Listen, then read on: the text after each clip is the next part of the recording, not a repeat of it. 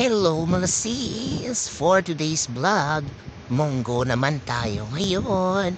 So sasahugan natin yan ng chicharon at konting bagnet.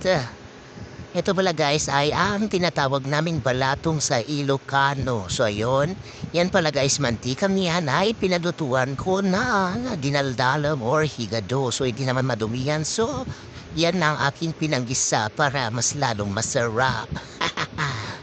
So yun na nga guys, ginisa ko na ang bagnet at ang bawang, sibuyas, luya,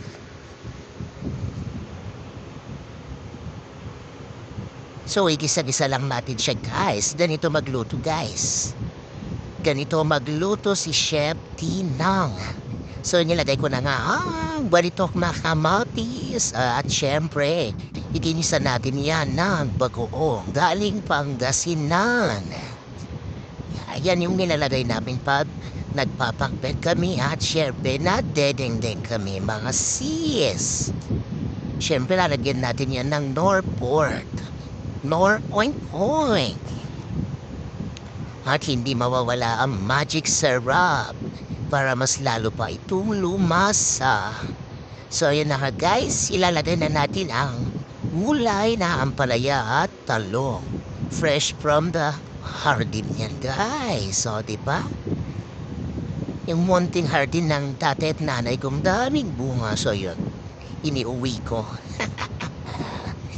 So yun na nga guys, malapit na siyang maluto. O diba? Sarap. So ayun na nga, nilagay ko na nga talbos ng ampalaya. Tchadan! Ang balapo or ginisang munggo ni Chef Tinang.